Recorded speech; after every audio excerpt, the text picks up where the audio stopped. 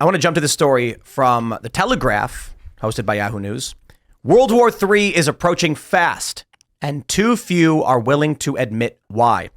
Well, the article is very interesting. It does mention that there was a drone attack on a U.S. base near Jordan. But it mentions the core reason is that authoritarian regimes are failing. Iran and Russia, for instance, struggling to keep themselves afloat, are going to start making moves. I think it's actually a really good argument. Faced with an existential crisis, either economically, due to population collapse or otherwise, look, a drowning person is not, they thrash about violently. And, you know, they say when you're going to rescue someone who's drowning, you have to approach them from behind. Otherwise, they drag you down with them.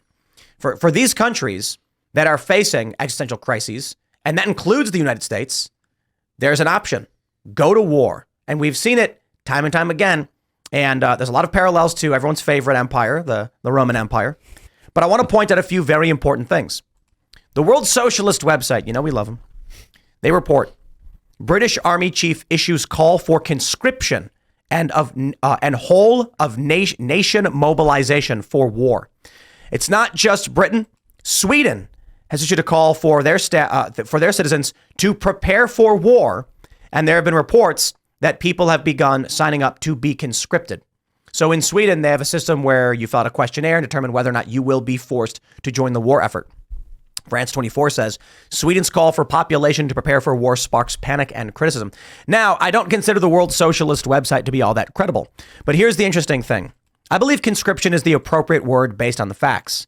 Corporate news doesn't want to say conscription because of what it means to the average person. So, of course, the Times.co.uk says, UK must train citizens for war with Russia, says Army Chief. Let me just try that one for you again. UK must train citizens for war with Russia. In other words, citizens should prepare to be conscripted into war. The Times doesn't want to say it. Corporate press doesn't want to publicly state, we will conscript you and force you to go to war, because that is never popular. And I believe if all the big outlets said right now, Sweden and the UK have issued calls for conscription, then there would be a major push against escalation to stop the war. So they want to keep that out of sight, out of mind. But in the end, for those that are here in the United States, if Joe Biden decides tonight to issue a retaliatory strike on, say, the coast of Iran or something, on specific targets, and he says, for too long, Iran has been supplying the Houthi rebels and other militia groups in Iraq and Syria, and this has now resulted in the death of 3 American citizens, America will retaliate. We will not back down. If he strikes Iran and Iran says we're going to war and then calls in their allies, and this escalates dramatically, do not be surprised if they start sending out draft orders. I have, unfortunately, a son of draft age. And when I say unfortunately, it's not unfortunate like that I have a him. son. It's I like my unfortunate that son. he's draft age. It's unfortunate that he is draft age. And it is, as a father, not something that I want to see happening, obviously. But in my entire life, though, I've always grown up always thinking that if we're attacked, if our assets are attacked overseas, that we must retaliate. The problem today is I don't believe anything anymore. I don't believe anything. Right. Yep. I mean, and when we start talking about conscription in Sweden or especially in the UK, it's like Orwell spinning around going, "I told you so. I told you so." I love my father, but I remember that one of the first big fights we had, I was maybe 11 or 12. We were watching some war footage on TV, and I told him, I will never be drafted. They'll try, and I'll never fight those wars. I don't know, it just felt inherent to my soul. He got really mad, like, how dare you not want to protect your country and stuff. But my dad buys into a lot of like the corporate press. Although watching Fox 5 and stuff, he buys into that whole narrative of patriotism. And he's from an older generation. Yeah, and I get it, and I get why he was mad. And I always thought about that fight, but I believe I double down on that feeling I had then. More. But you know what? It's sad, isn't it? Yeah. That there used to be a generation of people who said, I believe in my country wholeheartedly, I will fight for them. Yep. But the problem is, we have seen time and time again, the military-industrial complex and special interests send young men, mostly men, off to die for no reason other than their bottom line. Yeah, and I should add to that, because of what Tim just said, I grew up next to a military base, seeing basically people who are my surrogate brothers and sisters, older brothers and sisters who were cadets, come back with no limbs, going to die for wars that made no sense. So that was the world I was born up into, and it made absolutely no sense. Yeah, this is the conversation my family had when my brother enlisted and he deployed to Afghanistan with the Marine Corps. It was like, but why are we here? Like, Right. I respect that was the path he thought was right for him and, everything else. But also, is this the operation that I think is most value for your time, not to mention all the risk, but all service members' families are going to worry about the risk. It was like, we don't even need to be here. Yeah. And you're going anyways. Yeah. Risk is important. Yeah. And we should be, and the military to some degree can be important. But what has become the industrial complex that Eisenhower warned about, we are living in that horrible nightmare right now. If we can't clearly define that the answer to that question, why are we here? Why are we going? That's why we have to have Congress make these decisions and not unilaterally made by one decrepit old senile man or whoever's Yeah. controlling. Wow. I usually call him a reanimated corpse. You're very, very nice to Yeah, him. sorry. Well, it's because I'm much closer to his age than you are. You are doing way better than that man is. Man, I put in quotes. That's the thing too. Trump and Biden are not so far off in age, and there's obviously a huge difference. I mean, there are other politicians that are close to Biden in age, and he is just not doing well. Deteriorating. At a certain point, you have to just feel unkind, being like, "You are falling apart, sir," but you really are. We got a funny super chat. Maury says Gen Z is not fighting for this country. LOLOL. Here's a thought. Excuse me, sir. I noticed that you just illegally crossed the border. Would you like to be a citizen of this country? Here's a gun. We're sending you to Ukraine. The likelihood, I think, is actually fairly great in the event of a major war that the U.S. Look, it used to be. I love the history of rifling. There used to be. I love the story of like the last samurai in Japan. They were considered high-ranking, high-class, high-status, trained warriors, and then we bring them rifles, and we're like, you don't need to train anybody. You just hand it to them, you tell them to point and shoot. And all of a sudden, the samurai are considered they're much less important. You don't need to train someone from birth to be a fighter anymore when you can hand a gun to somebody. Yeah. So I don't think people realize that with all these migrants coming through the border, U.S. doesn't care at all. If they're like, if we can bring in 6 million people, all the people on the right keep saying military age males. Yeah, congratulations.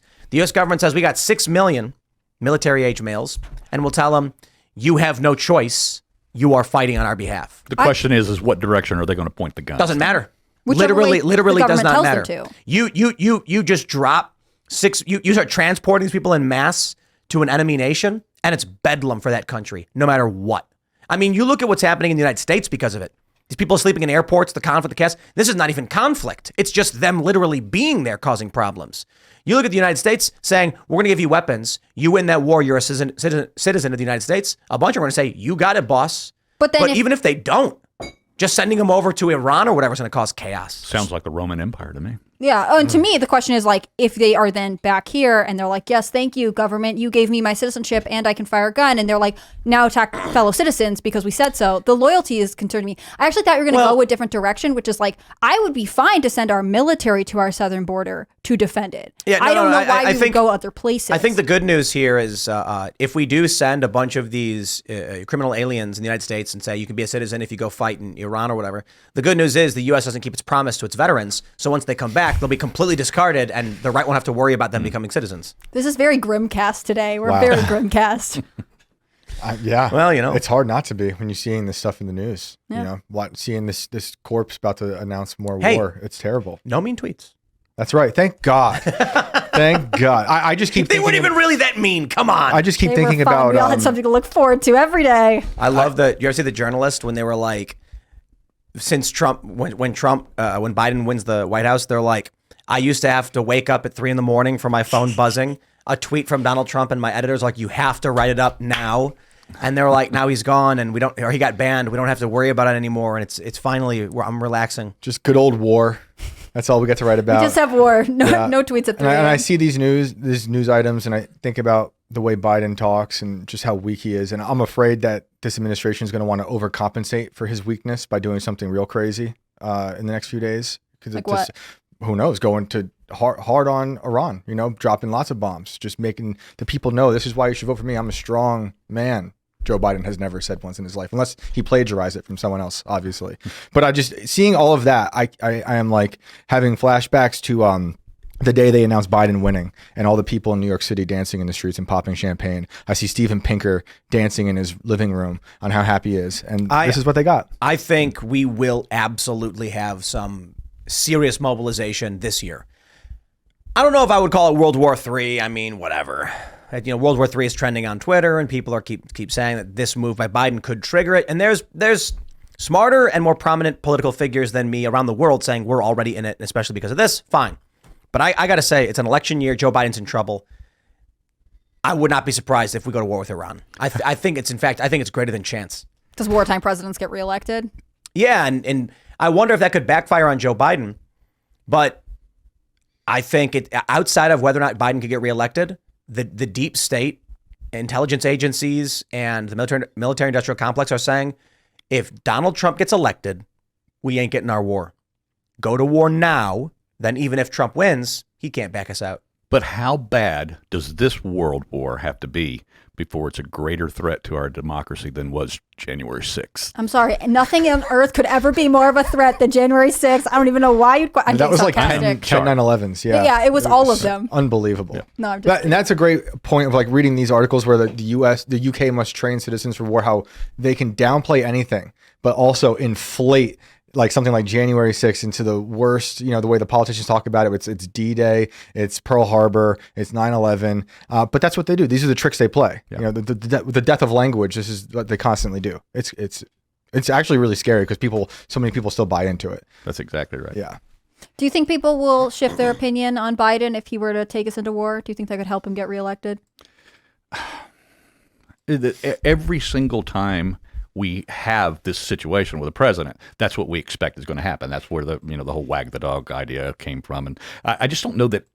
First of all, I don't know that Biden is going to be there anyway. I don't know what the round table here Not making consensus it. is. Yeah. I'm saying he's not making it. I don't Because think he's not going to will. make it health-wise, or they're going to pull him. Oh, as they're going to candidate? pull him. They're going to have to pull him. They have no choice. I mean, just watch him this past weekend. He Yeah. can't find his way anywhere any longer. Yeah. All the signs are there. My father passed away as a result of Alzheimer's, and I'm watching this unfold. Yeah. What we saw in my own family. Yeah. So it's not going to happen. He's not going to be there. But whoever's pulling his puppet strings, maybe that's what they need is World War III. Yeah. Yeah. I think Wild. it's possible. Who's pulling the puppet strings? I think their hope is, look, when we have Trump, no new wars, timelines for withdrawal. Joe Biden gets in. What's the first thing he does? Reverses course. We get more troops. We get troops in Syria being bolstered. And whoever remembers us declaring war on Syria, just when was that? When did we deploy? I don't think we ever declare war on anything anymore. We get war in Ukraine. We get escalation with China. We've got U.S. strike groups moving through the Strait of Taiwan. You've got Venezuela and Guyana. It is bubbling up. And the military industrial complex guys are salivating. But they may be thinking, Joe can't win. Nikki Haley's in their back pocket. She says she's going to stay here until Super Tuesday. I could not believe it. I couldn't believe it. I'm like, we got a live event we're planning in Virginia for Super Tuesday. And I said, let's be real. It's not going to be a Super Tuesday. I don't know what it'll be. And then she comes out and she's like, I'm not backing out until at least then. It's like, okay, lady, but that's their plan. You got to get some kind of warmongers up there. But if they can't win, they'll take their consolation prize, war with Iran, before Trump gets in. And there's nothing you can't stop it. Joe Biden's the president. Republicans in Congress won't do anything. No. So literally, the best course of action is you vote for Trump and then hope he can wind things down as quickly as possible when he becomes president. They're going to pull Biden, the Democrats, and then replace him with Nikki Haley. That's what they're going to do.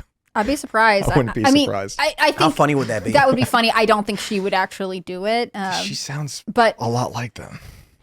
It'll be interesting to see. I mean, this is what I'm so interested with Joe Manchin right now, because he said, I'm not going to run for Senate again in West Virginia. And he's been in since 2010, which the other fact of this that I love is that he got nominated or appointed to the Senate after Senator Robert Byrd died, in office at 96 after being in office for 51 years. I mean, the West Virginia Senate seat has just basically never been available in American history.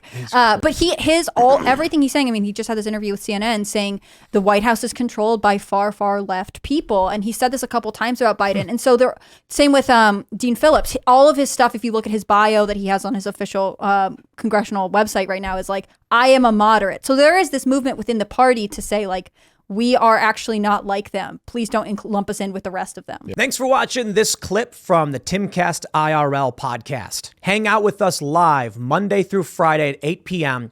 and become a member over at timcast.com for uncensored, members-only shows exclusive. Thanks for hanging out, and we'll see you all next time.